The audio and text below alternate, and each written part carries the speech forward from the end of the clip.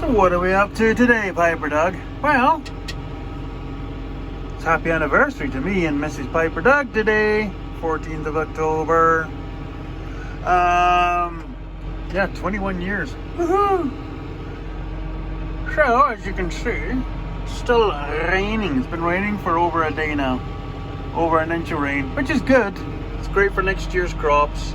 It's not going to do a whole heck of a lot for this year, but it's going to help me get at least some posts knocked in before winter comes. The reason we're looking at the backside of the silage pile is this is last year's silage, which doesn't look very good or appealing right now, but that's purely because it's what happens as the outside oxidizes. It breaks down a little bit and then it forms an airtight seal. So it seals in the good stuff inside to ferment. So then you just have this casing of crud. Best way to put it.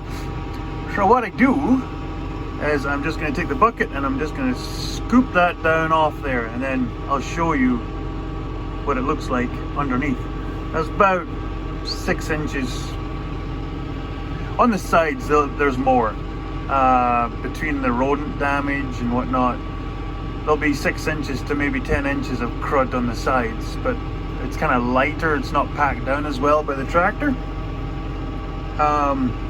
But I'll scoop that away, and then we'll bring you back for the good stuff, and then bring that purple thing over here and fill it full of silage, and then hook up to this one. So like I said, I don't have another tractor right now. Bring you back for that, what we're doing there, because there's a couple of different plans on the go. Fill it up, and then we're going to start feeding the cows out in the field, because they're getting to the point now where it gets colder, they need more energy. So I blabbed on long enough. Let's get this cleaned off and we'll bring you back. So there we go. Got her kind of peeled open. Started putting some in the wagon just to see what it's like. So there you can tell, like, brand new stuff. They really shouldn't have laid it on top of this crud here, but what are you gonna do? So you'll see the crust, which is about that 6 to maybe 10 inches, like I said, on the slopes. On the top it's less than 6 inches. That's for sure. So you can see the moldy, cruddy stuff. So you don't really want that in the food.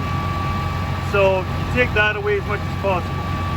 So then you see this light colored stuff, that is the premium silage. Like mint premium silage. See this darker stuff? That's still good silage.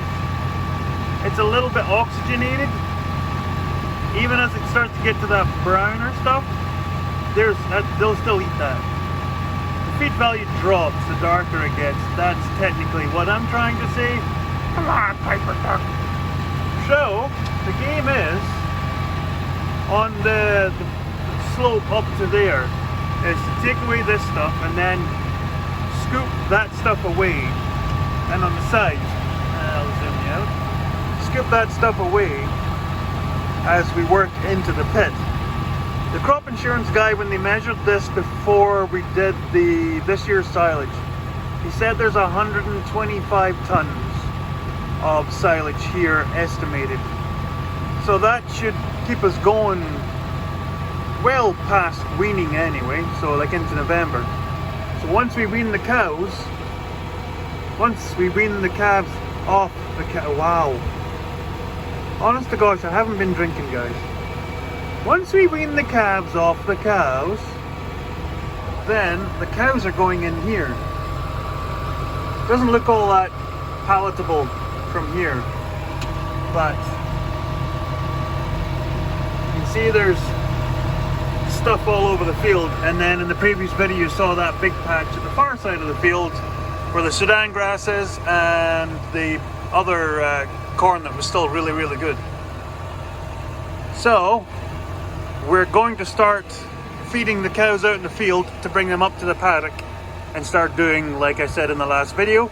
If you didn't watch the last video, nip on back after you're done watching this and you'll see what I'm talking about. We start feeding paddock, yard, close the gate, put the cows out, get the calves in, and then that way the calves will go on to silage and really good hay while we wean them.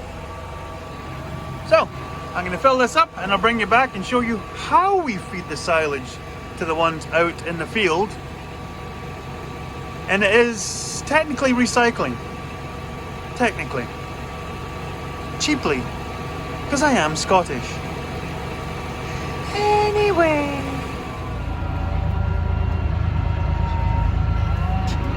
There you go. Oh. I'll fall in the slip there. So yeah, we just have these tires that you cut one side wall out of them. Chainsaw, sawzall, whatever you want. And then you just sort of push them with the bucket to a new location every so often. You move the cows around the paddock. Got a big, if you can get combine tires, they're better because they're deeper, they hold more. But just a normal 500 tire will work just fine. So yeah, bring you back when we're up there. Sorry about that, just had to move that tire from the old spot where it was getting a bit muddy to a new spot, and already, oh, here's the old girl. She's 29 million years old, eh? She knows to come over here where everyone else isn't, so there's no jostling. So, I just come up here tight.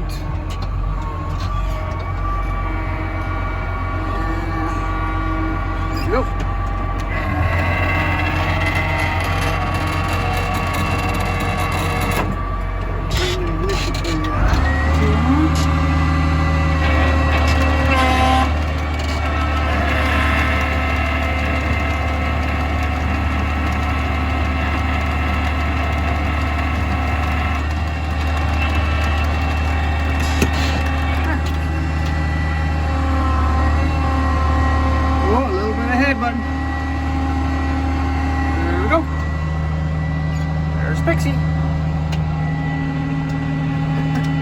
There's a ton of happiness coming. And yeah, there's a few core ones that know to come over here. Calves still don't exactly know what's going on, but they'll figure it out. So then if I have anything left in here, which I haven't got the computer hooked up right now, so I don't know how much is in there, but it can't be much. What I do is I go and drop it in a pile over near the gate, and then I flip up a bale ring and drop it down over the top of the silage pile, and then that also makes a feeder. Yeah, you can buy those great big sledge silage feeders that have no floor in them. You just drag them along, but they're like 3 or 4 grand. So this is cheaper, and I'm all about cheaper. Holy moly, it's an exodus. Some good looking calves. Some good looking sprogs, as they say in Rickton, so. No, here's trouble. I don't know what you're looking at me for. The pile's back there. Oh, I don't know. Anyway, so yeah, that's what we do. We just drop them in piles out here, and then as it gets closer to weaning time, we'll start to put some bales up here next to the water, and there we go. Soid. Ah, the beautiful, serene lake of cow pee and poop fluid. Yeah. This is our lagoon. Probably been in videos before, but I'll give you a recap. When we built this yard here, well, when we developed the yard beyond its original capacity, we were dealing with a lot of rainwater, spring runoff into this yard that would flood the yard. Well, we haven't had so much of that of a problem lately, but I digress. So what we did was we put underground piping under the pans to drain the surface water into here, and then we dug this lagoon here to give drop. Hoping you can pick that up. Right underneath that branch in the corner there, there's a little sort of a light green dealio. There's another one, sort of, where can I point it? In this area. I can't quite make it out. It's in amongst the weeds there, on there. So there's two of them. So this is lower than in the yard. That way that even when this lagoon fills right up, it will never go back up into the yard. It will come out. There's a bit of a spillway right there. And so normally at the start of summer, we have to run this pump at least for 2 or 3 days to get this lagoon down low enough to dry the pans out completely. We haven't run it this year at all, and this is it. Yeah. And this is probably the highest it's gotten to, because like I said, I haven't run it out. There's been a little bit of evaporation, but now that we just had that another inch and a bit of rain there, we had an inch and a tenth just 3 days ago. 2 days ago? Well, a day and a half of rain. So I gotta empty the lagoon as empty as I can get it before winter. That's normally the plot of the story. Yes, that's right. That way that come spring, when it starts melting, this is as empty as it can be. That way it does get flowing and it doesn't back into the pen and freeze up, because we get thaw, frost, or thaw, whatever you want. These ones are waiting around because they don't know what I'm doing. Well, I'm about to prime this with some sponge water from in there. This is filled up with gasoline. So this is the old, I think this is what they call a 3-inch. This is the old pump from the grain farm that used to be for filling the sprayer. It started acting cattywampus. Well, I got it going because that's what I do. So yeah, gonna fire it up, and yeah, it probably will only run for maybe half a day and it'll be caught up because there's not a lot here. So yeah, we just pump it straight out onto the pasture here, and that dark water is heavy with nitrates. So I'll maybe bring you back when it's running. It's not all that exciting. At the milk bar. Hey, Shuggy. Anyway, squirrel. And there you have her.